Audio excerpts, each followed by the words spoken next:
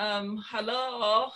On behalf of the SIGCHI Executive Committee, I'd like to welcome you all to our third installment of Ask Me Anything sessions. I'm Shawan Barzel, Vice President at Large with the Executive Committee. I'm also the professor in the College of Information Sciences and Technology at Penn State University. For those of you who are new to this, the AMA is part of our ongoing effort to listen to our community and having open and honest conversation with everybody. We very much welcome input from you and want to learn from you, to learn about your concerns and suggestions. So the way it works is every AMA session features 2 EC members with another one moderating, and I will be your moderator today. With that, I'll turn the floor to Julie and Cliff, who will introduce themselves, and then we will begin the session. Julie? Yeah, so hi, I'm Julie Williamson, and I am at the University of Glasgow in the School of Computing Science. I'm the VP for Publications for the SIGCHI Executive Committee, but I have a real interest in all matters publication. I also serve on the ACM Publications Board, and I am the co-chair of the Publications Board Conferences Committee. So I care really a lot about all issues with conference publication. That's workflows, the quality of the metadata, templates, of course, and lots of these kind of issues that give us, good quality content in the digital library. And so those are a lot of the things that I spend my free time thinking about. Great, thank you. Cliff? Hi, I'm Cliff Lampe. I'm a professor at the University of Michigan. I'm currently the Executive Vice President for SIGCHI. I'm a former Vice President for Publications for SIGCHI, former Technical Program Chair for CHI, having done that 2 times. I'm going to be the General Chair for CHI 2022, and I just finished my term as the Founding Editor for Packham HCI, and a bunch of stuff like that. Great, thank you. And Julie and I are currently the templates chairs for Yes. CHI 2021. Yes, let's not forget about that. I'm sure very heavy on everybody's mind. Okay, we actually have a lot of questions on Slido, like Cliff mentioned earlier. So we're just gonna begin with those. And if you, whoever, for those of you who are present, feel free to write down your questions in chat or just speak up when we had a break. Okay, so I'm gonna read everybody the questions here. Let me also, in case you came a little bit late, this is the Slido questions. Okay, so we have a lot of questions that had to do with how conference organizing committees come up with put together the committee. So the first question has to do with how are the paper general chairs selected for a conference? Who select them? On what basis? Why do we see so many white people there? So, Julie and Cliff. Oh, go ahead, Julie. Well, no, I was pointing to you. You're going to say go to me. So general chairs for the conferences are typically picked by steering committees. All of our conferences, CHI and the 23, 24 specialized conferences have steering committees that help guide them. And the steering committees are the ones that pick the general chairs. So I've been on the steering committee for both the CSCW community and the CHI community. When you think about CHI is probably a little bit different than the smaller conferences. With CHI, it's a little bit of a process. So what typically happens is 3-ish years before a conference is supposed to take place, the steering committee generates a large list of people who are kind of the selection pool for who could be general chair. Those people are folks who have had either a significant role in running a conference previously. So it could be that they've been general chair of multiple smaller conferences, or it could be that they've played some significant role in being a general chair for, or being a chair of some type for CHI. right? We also look at other factors that are included in that. So sometimes, especially when we're in a newish region of the world, we would look for somebody who's a really strong HCI leader in that space, right? So in 2015, we were in South Korea, and Jinwoo Kim, who's kind of one of the top researchers in that country, was picked as a general chair because he's such a strong advocate for Korean HCI. You know, stuff, and similarly, like Stephen Brewster in Glasgow, right? Like it's, sometimes we pick, like they're not a local arrangements chair, but there's somebody who has been a strong advocate for HCI in their region, and can speak to why we have CHI in that place. Then the other things we pick up are things like, you know, is this somebody who's going to bring a new perspective to CHI? Probably we don't look for newish enough, because the primary goal when we pick a general chair is that the conference runs. It's a little bit different than like papers chairs or TPCs, who make sure the technical program run. For general chairs, they have to keep the project on budget. They have to, you know, make sure everybody has a good time. They have to worry about equity, et cetera, et cetera. So the core question here is, why so many white people, right? And I think there's a lot of answers to that, and none of them are very satisfying. I think one of them is that computer science more broadly, and the ACM more broadly, has a white person problem. I always see that as a pipeline problem, right? Like we need something about computer science, and we've seen, I think, evidence of this from other places, is chasing out people of color too early in the process to get them to the point where they can run a conference. I think there's a lot of reasons for that. We've seen Ebony and the Ivory hashtags talking about people of color's experiences. And I think that, you know, we need to really address what we're doing with junior scholars and how we're treating junior scholars to be able to fully answer this question of, why do our general chairs look so white? For me, that's a symptom, not a cause of the problem, right? I think it's a symptom of what's going on with systemic racism in the field, not just in SIGCHI, but I think in computer science and information science more broadly. And you know, honestly, it goes down the pipeline to everyone. Like, you know, this happens in high school, this happens, you know, in secondary education across the planet. Like it's, you know, it's interesting. CHI has often also had a gender problem, right? Like for a long time, the struggle was to have women in places of leadership, even though we are a field founded by really strong women like Susan Dray and Judy Olson and folks like that. So, you know, I think, well, I'm not going to speak to whether we've solved that problem. We're working on that problem still, and we need to also work on these problems of racial inclusion. Right, thank you. To add to that point, especially since, you know, we're thinking a lot about publications this week. You know, there was a really great article on the Scholarly Kitchen, which if anyone doesn't follow that, but you're interested in publication issues, it's a great place. And it was really a nice article talking about things that they're trying to do to create more inclusive publication practices. Of course, we see a lot of problems with, you know, exclusion in publication, lack of equity, lack of opportunity, and a lot of that is the structure of how academic and scholarly publishing works, right? So they've pointed to a lot of really interesting resources that they're trying to put together and different organizations are putting together. And certainly it's something that in my role with the SIGCHI, you know, I'm following the toolkits that they're putting out with a lot of interest, because I think it could make a big difference. Okay, great. In the chat, we have a related questions that has to do with how the organizing committees put together. So I'm going to read it. So since you mentioned that CHI is a bit different from other conferences, could you also talk a little bit about how the practice of other conferences, how they put together the organizing committees?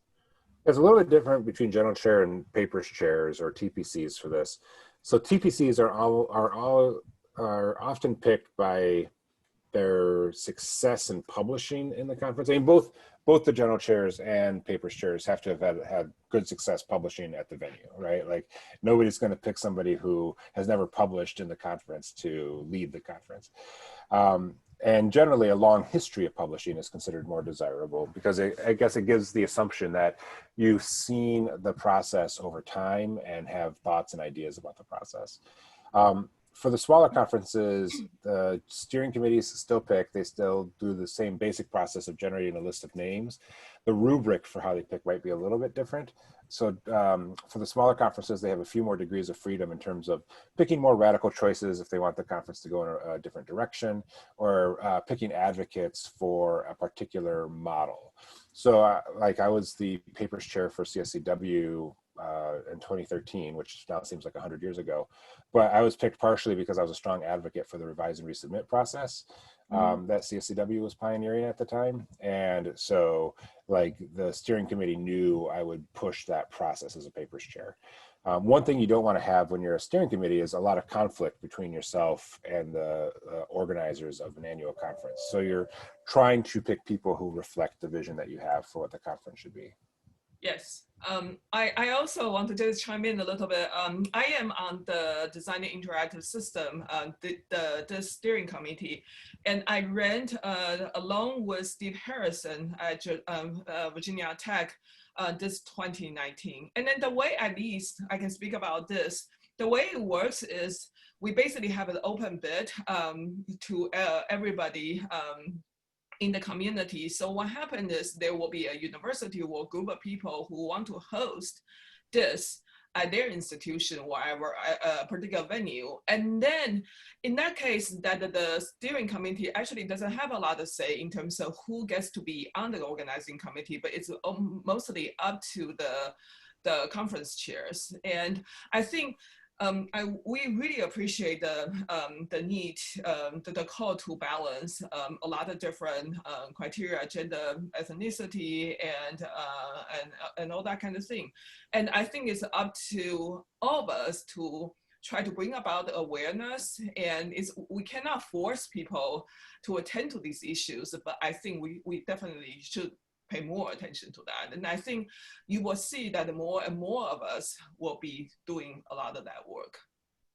So, okay. The next question is more for Julie, and that's from Slido.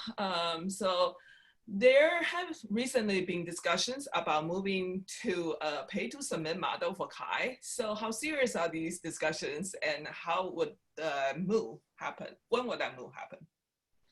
Yeah, so this, for anybody who hasn't been following the debate, there's obviously a lot more push kind of in recent months and years to kind of move to a more open access model. ACM is a nonprofit organization, but they publish, they fund their kind of publishing program through subscription fees. So that's why the content's behind a paywall. This is the vast majority of this is library subscription fees. So your university's library is paying money into the system, and that is what is funding this whole publication program. The question is, you know, there's who or how, you know, should we generate this revenue if we want to move to an open access model? Because as much as I would love everything to be free and open, there are fixed material costs, right? There needs to be money coming in to support these things. And so figuring out, you know, well, where should that money come from, right? Should it come from library budgets? Should it come from authors? Should it come from readers? Should it come from people who attend the conferences? Like, these are all the types of questions that we've been thinking about and looking at a bunch of different models, not just submission fees, but you know, you could do something like what Usenix does, for example, and they have a higher conference registration fee so that it's open. There's another kind of open access model called Read and Publish, which is to charge more from libraries, but have then distribute the open access across everybody. So you pay a higher subscription fee based on how much you publish to get open access. So we've looked at a lot of different options, and subscription fees is just one of them. And so my goal with kind of thinking about this in terms of how my term for VP for Publications plays out is basically, you know, by the end of the year, I want to have a few of these models that have been kind of tested for being economically viable. I've worked with ACM staff and the ACM business modeling group, something like that. I forget what they're called, but basically to figure out, you know, is this something that is actually economically workable and something that the community actually wants? And actually, I'm hoping to put that out to the community, out to steering committees, and see, you know, what is the interest from the community to change the economic model that we're working on. Because right now, obviously, we work with subscription model, but if people want to change that and we want open access, then we need a new model. And that might mean subscription fee or submission fees, might mean higher conference fees. It might mean some other combination of things. And it's going to have to be something like that, where it's a bunch of different things coming together so that we can have the money that needs to come in to support the publication, but not be charging readers or not putting content behind a paywall.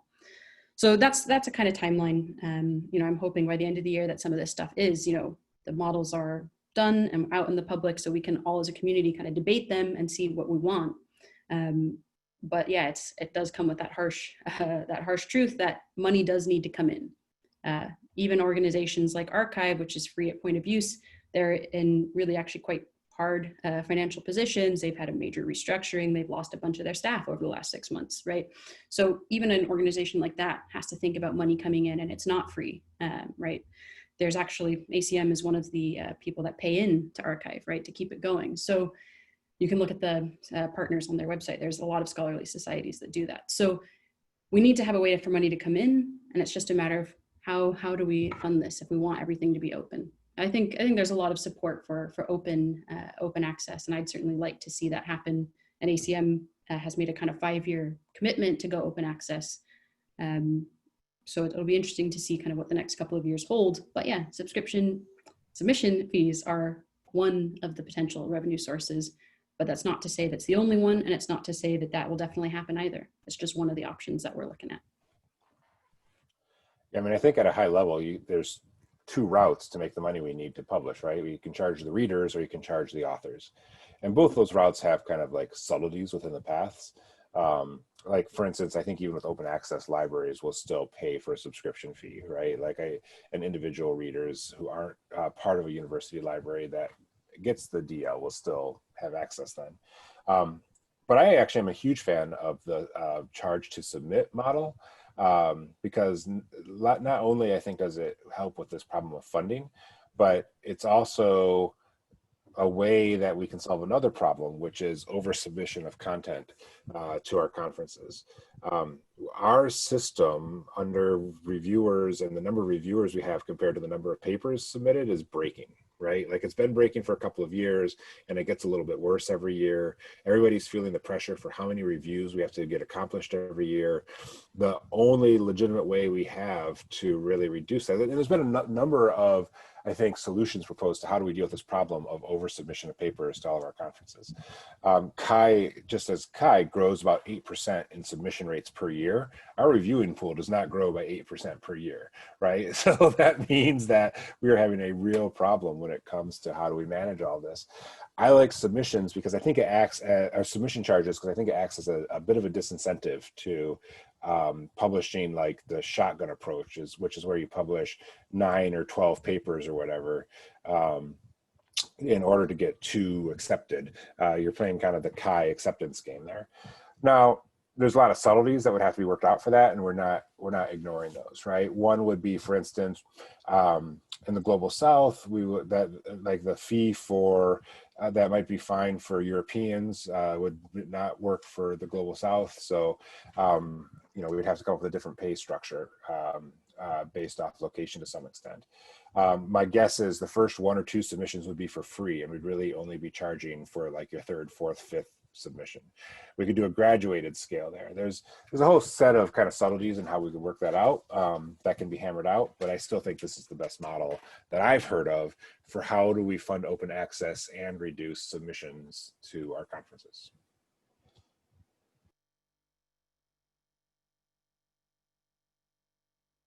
Okay, so we have a bunch of questions related to costs and publication. So I'm gonna read you the one from chat first.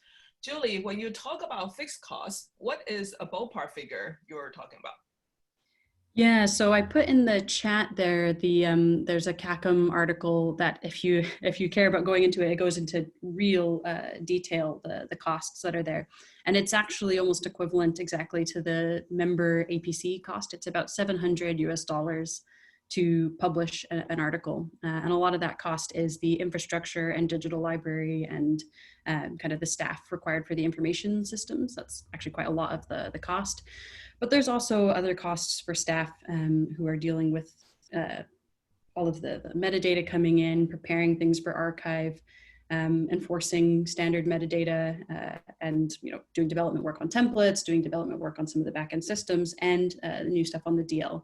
So it's about $700 US is the kind of fixed cost that's there. But on top of that, there's also, I can put that link in as well, SIGCHI is also actually paying costs on top of that as well. So we pay for submission systems, we pay vendors to support the process. So someone like Sheridan or Conference Publishing, these are people, organizations that help collate the proceedings, make the table of contents, prepare the XML for the digital library. So there's some cost that SIGCHI pays on top of this, but it's on that order of 700 or so for the ACM side of the costs. I don't remember the number off the top of my head from SIGCHI. I don't know if Cliff has that up, but it's a few $100 as well that we're paying on top for kind of the SIGCHI part of the infrastructure, all the stuff before it goes into the DL. Okay, Cliff, do you have anything to add to that before we move to the next question? No, I think the only thing well, yes, I do have something to add. The thing, ACM Pubs works on a pretty thin staff compared to a lot of publishers. One of the reasons why I'm happy to volunteer my time to ACM as opposed to, like, say, Springer is because ACM is a nonprofit organization. So it's, there's not like a ton of this money that's being fed as revenue to some other kind of group of investors or anything. So, even though we have high publication costs because publication is expensive, like, it's not greasy feeling to me, at least. Okay. We have another question related to publications. It's on Slido. It says, moving to Packham for some conference was a good idea, but in some countries it's actually better, in quote, if articles are in Scopus / WOS index journals. Any plan to do this? Yeah, I mean, I think both of us are pretty pro Packham. I really like Packham for a lot of reasons. And one of that is, that it's separating that presentation from the publication. That's a great kind of side effect of having this journal hybrid model. But also, I like the idea that it's this kind of these larger contributions, more journal-sized contributions. And so I like the idea of publishing fewer but more significant papers. And I think it's nice as well because it is more inclusive if we don't require people to present their work. That's something that's actually part of Packham, part of the requirement that you can publish there and you don't have to physically attend a conference. And so I think that's another great kind of point of this. I hope that it's more inclusive that way, obviously, but attending the conferences has its own value as well, which is why we still see good conference attendance, even though it's not required for a Packham venue. I mean, Cliff probably has a lot more experience having been the chair of Packham and have a lot longer experience with this. You're not 100% sure if the question is asking if we are planning to move more conferences to Packham or if we're planning to get indexed. Yes, definitely both is the answer. We're definitely planning on getting indexed. It takes a little while to do that. We've been indexed by one of the services. We're looking to be indexed by others. The whole idea is that we be Scopus and Web of Science indexed. That's part of the reason to move to Packham is because those indexing services are very important. We understand internationally, if you're not indexed, you don't really almost even count for some types of publications. So that's a process. It turns out it's a super weird process. Like, to be indexed, you have to kind of look and smell like a journal, much more than anything else. Like, you have to have regular publication deadlines, which seems ridiculous to me in a digital age. You have to have articles have to look about the same length. They have to appear like a journal, which is a weird criteria for me for indexing, but I get it, right? Like, they're trying to avoid these kind of pay-to-play journals where you pay to get something published and they don't want to index those or degrade the quality of their indexing service.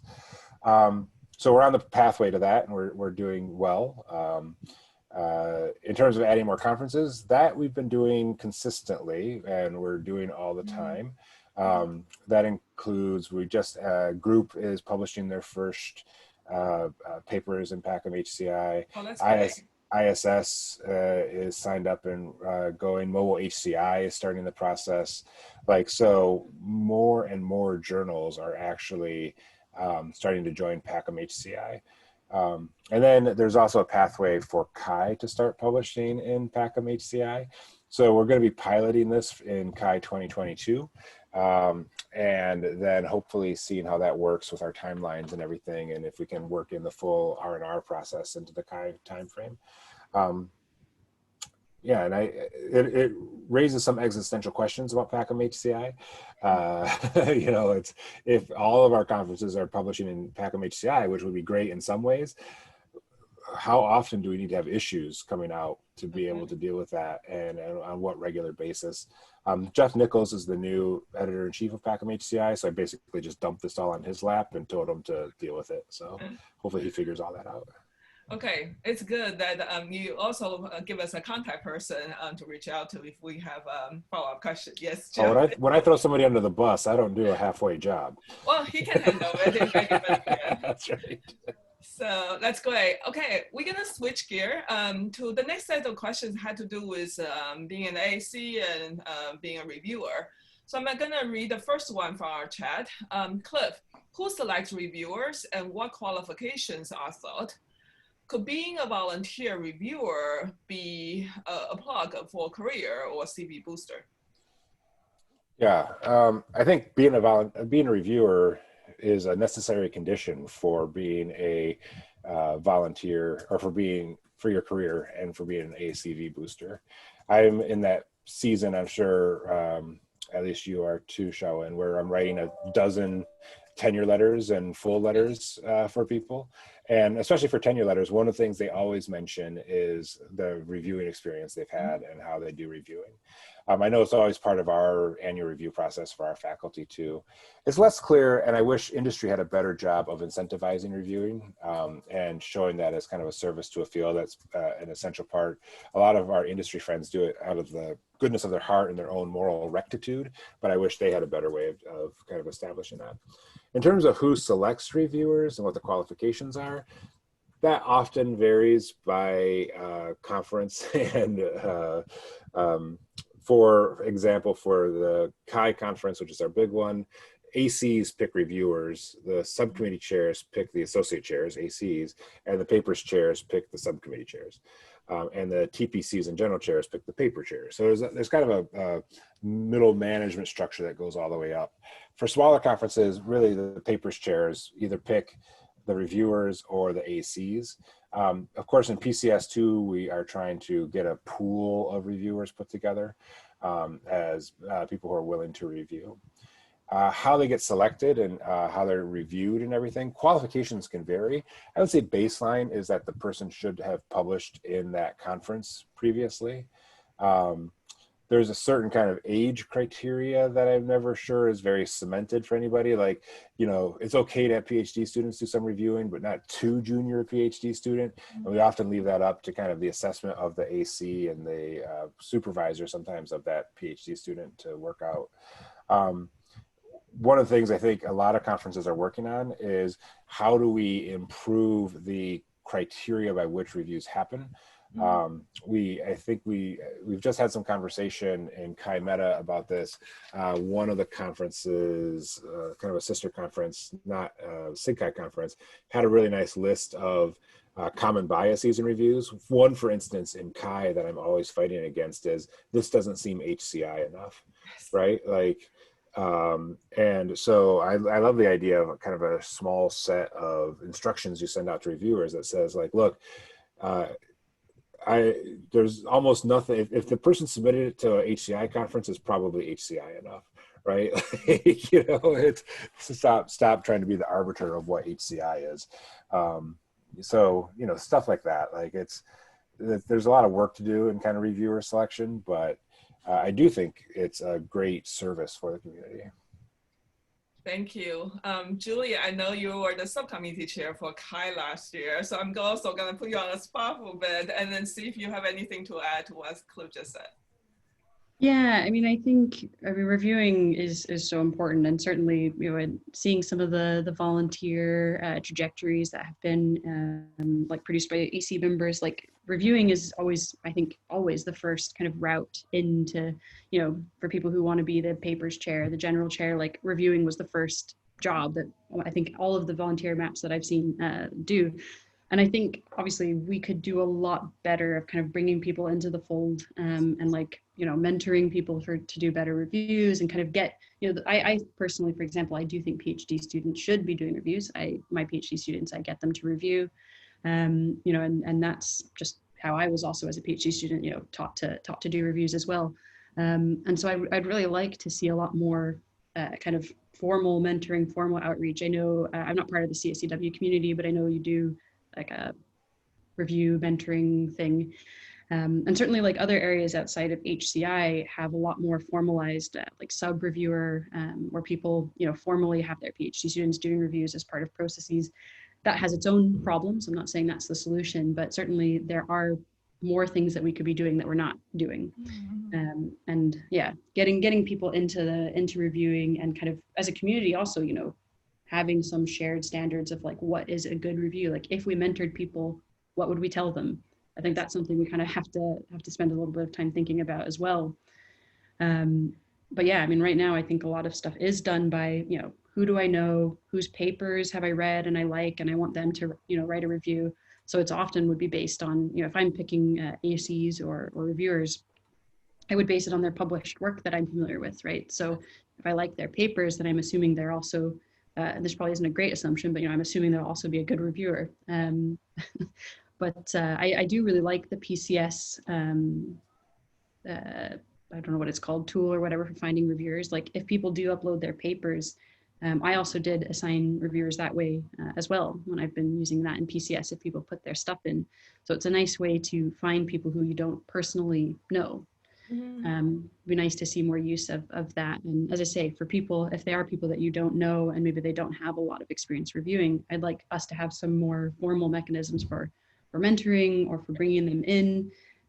I know it's hard to get your first, review assignments if you're just starting out and people don't maybe know you that well, or maybe you haven't only published a few papers. I want to make that easier for people to come in because it's volunteering is for reviews is part of our professional life. Yes, great. This is just a plug, and please be on the lookout for this. Nehan and I, along with many others, we are putting together a document, kind of curating what several people have said about how to be a good reviewer, how to be an AC. This is several articles and blog posts out ever since the 80s. And we are curating these things together and then follow up with kind of, good practice and basic principles and all that kind of thing. And we will be releasing that very soon. So for everybody. So the next question again is also about reviewing, but this kind of slightly shape had to do with incentive. Okay, so in the open call, we do not mention what qualification, okay. In the open call, we do not mention what qualifications an AC should have, how their application will be judged. So it's hard to get whether one should apply. And relatedly, it is a separate question. So why did you not send a "you were not selected" and why email to all the applicants for many open calls made for the conference? So I guess the question has to do with, okay, first of all, what's the incentive for us to want to be involved as an AC? Can that be spelled out more clearly in open call moving forward? And so that we don't black box the evaluation process, is it possible to get some feedback so people can improve?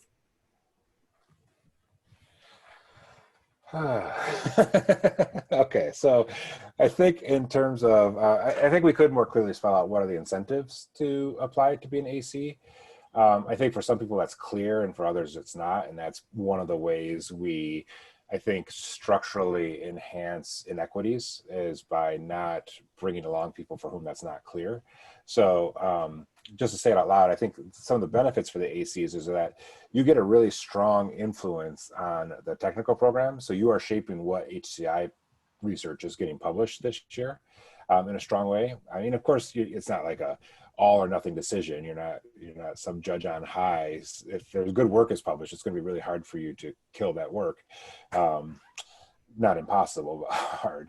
But you do get a really strong hand in influencing what does HCI research look like. And for a lot of us, that's a very important aspect.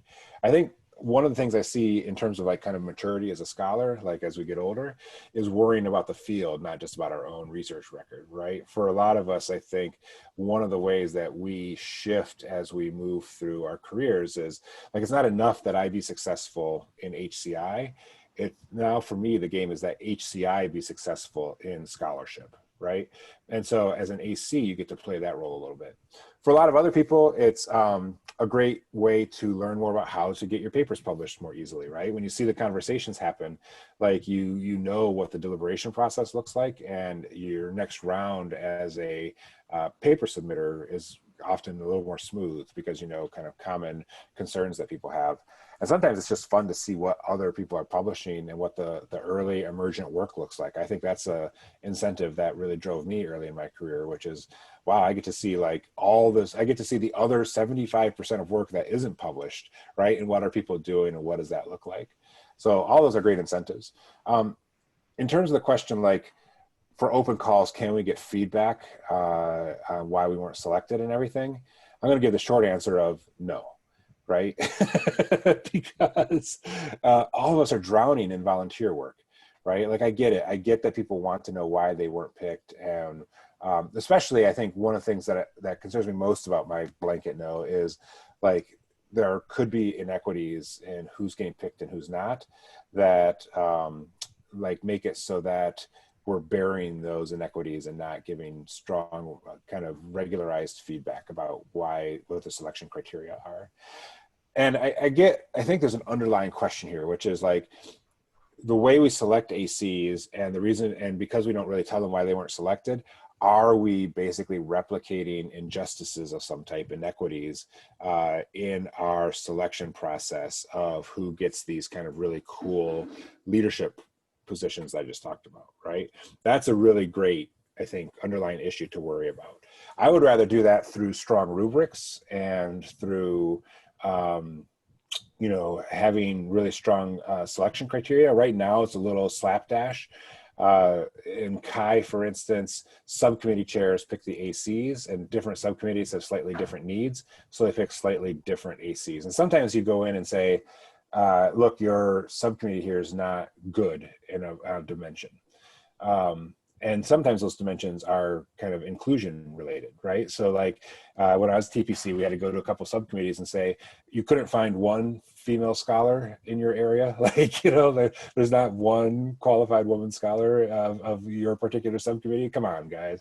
So like, those types of things also are criteria that we think about. What's the diversity of the panel look like? And part of why I think it's really hard to give feedback back. One reason it's hard to give feedback is like it is really tough to generate all that content in email for people. You could automate that in a little way and stuff like that, but it's still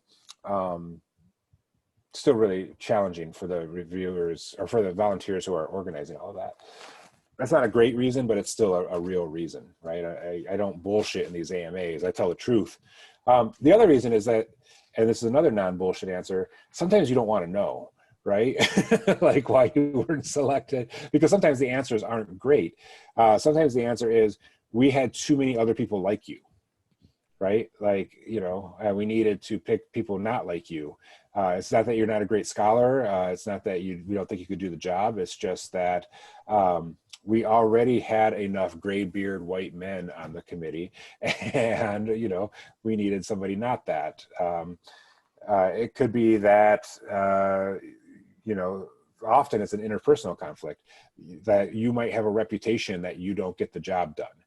And how would I put that smoothly in an email. You know, dear Cliff, we would love to have you on the committee, but you've let so many people down, would be, you know, that we can't have you. So I agree with Jim here in chat that it would be great to have a thank you note sent out at least. I think a baseline should be that we send out a note, thank you for volunteering. I think we could put in there like another baseline, which is a template of like, you know, look, just because you weren't selected doesn't mean you aren't an excellent scholar. Here are these criteria, including some of the ugly things that Cliff is talking about. You know, don't take it personally. Please, please, please do apply again in the future. You know, we're always going to need AC help. So I agree. Like, we should have a baseline response for people. I feel bad that, like, I ran an open call for the CHI 2022 organizing committee, and my intention is to get back to everybody with a thank you.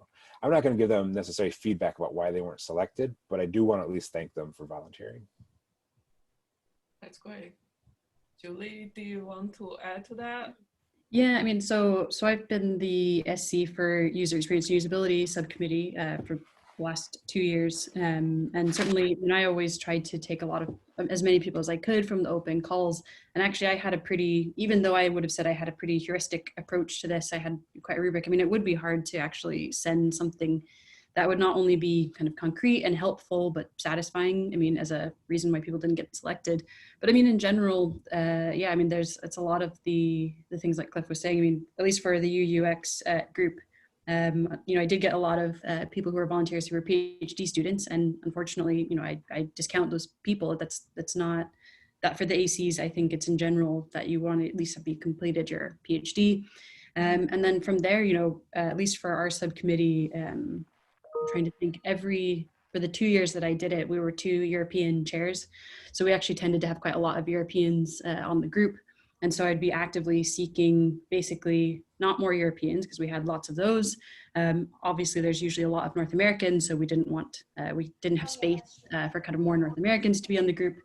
And so, you know, I would have all the volunteers there and something about their publication history. If I don't know them, all I have is the publication history, and basically kind of ranked by kind of where they're from, whether they're male or female. I know UUX, even myself being a female chair of the group, we never had a lot of women in that subcommittee, unfortunately. Hard to recruit them. But yeah, so I'd be looking for people not from Europe, not from North America, and basically rank them based on some other regions, their publication track record, and if I had any my coach had any personal knowledge of them, and then we'd just go down that list inviting people. So again, if you were told that in a kind of email, it's probably not going to be that satisfying for why you weren't selected, because most of that has nothing to do with your intrinsic quality as a researcher, right? This is like other criteria that you can't control. Maybe you can control whether you work in North America or not, right? But like, you know, these are things that aren't really things that you're going to like change about yourself, and yet this is the selection criteria for this group, right? So yeah, it's hard to know. I mean, I do really hear the point that it'd be nice to have a kind of thank you emails go out. I know certainly for open calls that I've run, I don't know if I've ever sent out kind of these like blanket thank yous, which seems like a real oversight now in retrospect. So certainly something I'd like to do in the future. But yeah, that's kind of like for UUX, we usually had, I don't know, 5 to 10 people who came from the open call out of a group of 30 ACs. So I felt like that was pretty good going for that group. But yeah, it's not the most satisfying kind of process when we're often thinking about a lot of things beyond just whether you're a good person or not. It's where are you from? Where are you in your career? What are other kind of qualities about you that you bring to the committee? I think, I mean, I hear an underlying concern here to kind of go to the high level issue, which is, I think we see open calls as a great way to reduce another problem, which is for years, a lot of this was based off homophily and kind of social capital. Like you would ask your friends to be your reviewers because it's hard to ask somebody to take on that much work. And so asking your friends to take on that much work is the path of least resistance. Now that inside of that is baked inexorably inequity, right? Because of the effects of homophily and network structure, you're just never going to have a fair process doing that. So I like open calls for that, but I am getting an increased sense, and I think Jim's experience speaks to this in chat, like if you apply to open calls and don't get any feedback or any response, then they are very discouraging, right? So while we see open calls as a solution, they can also become a problem if we don't deal with them correctly. And I definitely hear that. So I think making criteria known ahead of time is great. I think kind of setting a baseline for how you should respond to open calls, which is like a thank you, and kind of how the process, the decision was made, at least making that part transparent would be great. So always room for improvement there. Great, thank you. So we have a new question on Slido. It has to do with some of the new changes we're implementing at our conferences. So for example, we know that, for example, CAI 2021, there will be, the submission will have no page limit. So this question asks, are there any worries or hope that you can share with regard to the new change and also the overall reviewing process? So many worries, so many hopes. You want to start, Julie, or? Let me see. I mean, given that you're kind of preparing for 2022, you probably, my thoughts would be kind of much more procedural. I mean, and some of these changes, like the lack of a page limit, for example, there's a good like ideological point there that 10 is an arbitrary and probably meaningless limit, so why have it? But there's also like procedurally that makes a lot of the work of actually turning the documents that you send for peer review into an archivable object that is robust and kind of future-proofed. That work, which I think is really important, probably most of us would agree, like archiving PDF is like a bad idea. It's as bad as keeping all my home videos on VHS. Like, this isn't a great idea. Like, maybe we should store this in a better format. And so I feel really strongly about that. And things like removing these print paper metaphors from our publication process makes everything so much easier to like move towards something that's much more dynamic. So yeah, there's like a good ideological reason not to have arbitrary limits, but it also makes like the process and the like systems that underneath the publication much easier. Right. I mean, in general, anything that, and I'll say this, anything that is basically tied to print format metaphors, I would like to see go away. So things like, if people want to, do weird tweaks to spacing so that something fits in a certain page limit, or, images are placed in a certain way so that different things are happening, or, these types of things where we're constrained to like that A4, well, it's not A4 actually, but the American US letter size, things that are constraining us to that idea, any of those parts of publication, I would love to see gone. Word limit is one of those things, but also having a high grained, control over the visual appearance of your paper is also something that I think we need to start letting go of. But yeah, that's been our constant mantra, right? Like separating presentation from publication. I think we could add to that, separating publication from print, right? And it's amazing how those metaphors have been built into our processes, and they're hard just to root out. I think there are a lot of, I went through this with CSCW quite a few years ago, the whole changes, and I think there's a lot of worries that people have more broadly. I think one is that suddenly every paper is going to be 27 pages long, and that the overall amount, if every paper grows by 25%, then suddenly we have 25% more reviewing to do, right? And I think that's one of the big general worries that people have about this. So I think another worry that we have, and in fact with CSCW, we did see that every paper grew by about a page, right? Like a page and a half. So it was, papers did get longer, but sometimes that was for the better because we could have stronger lit review sections and more connection between the work that was being done and the lit review. There's also transition time that I think we want to worry about with the CAI conference, which is it takes a little while for the community to get used to what a submission looks like that's not 10 pages long, right? Like, because you can't be as dependent on what the template is telling you. You have to actually know what a contribution looks like, right? And if you look at the kind of CSCW range, most papers end up around 12 pages in the old format.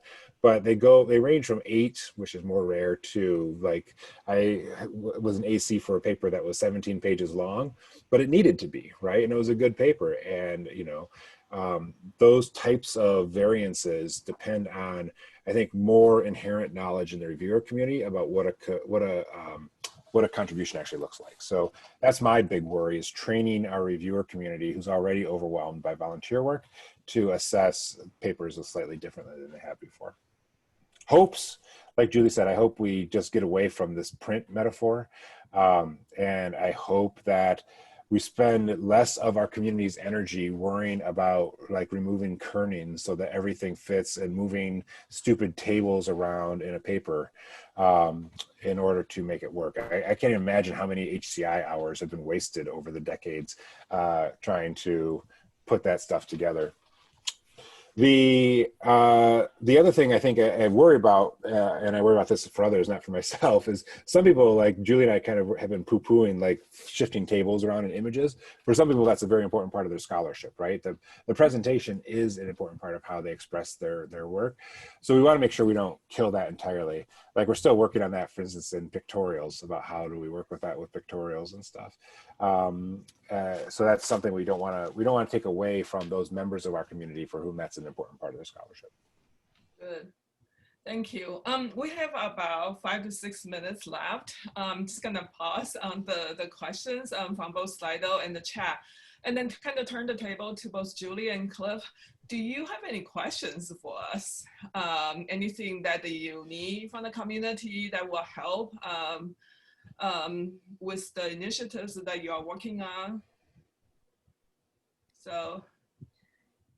Yeah, I mean, it's something that we circulated a survey a few months ago on this, and I've obviously got some of that data to look at, but it's one of the things that I'm really keen to try to understand is, what is the appetite for moving to open access, and where do people think the money should come from?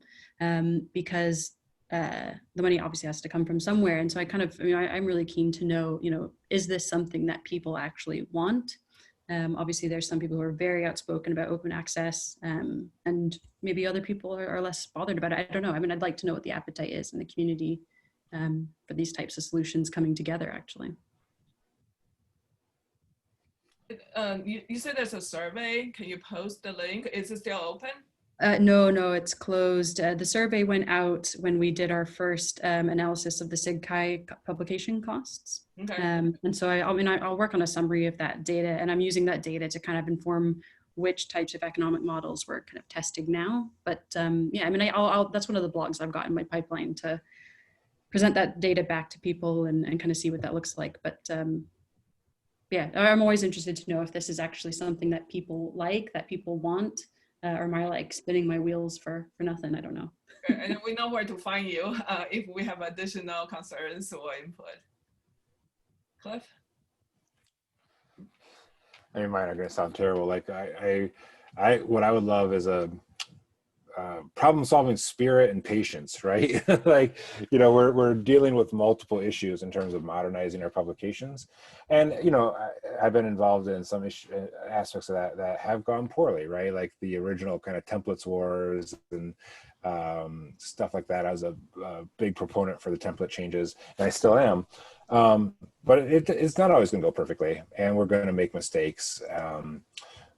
So hopefully the community bears with us with those mistakes, with the idea that we have a shared vision for equal access to our scholarship globally. We have a vision for that. Nobody with any accessibility issues is ever denied the ability to read our scholarship. We have a vision that what we want is for everybody to get a fair, equitable process by which their scholarship is reviewed and then placed into an area where as many people as possible can access it. Great. Anybody else who wants to ask questions related to publication, conference organizing, transparency, all that kind of stuff?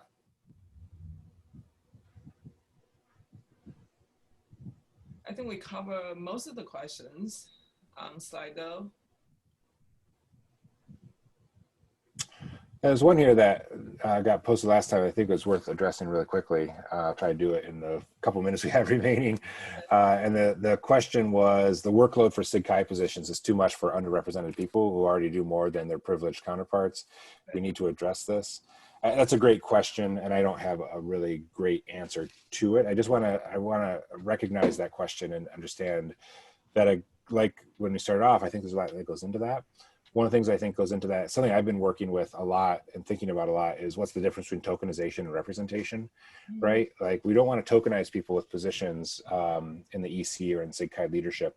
But for me, representation means giving them power to make change, right? Representation is about sharing power. And one of the things we often, I think, don't talk about often enough is the relationship of power to all of these issues that we talk about with equity and inclusion. So how do we distribute power? And that's a great question. I think the open calls are a well-meaning way to do that, but we've already talked about ways we can improve that. I think one of the things we can do is fix our pipeline. And we got to really take a strong look at how do we do that. And that's not just a SIGCHI problem. I think every HCI program globally has to take a look at it in the mirror and think about how are they discouraging junior scholars.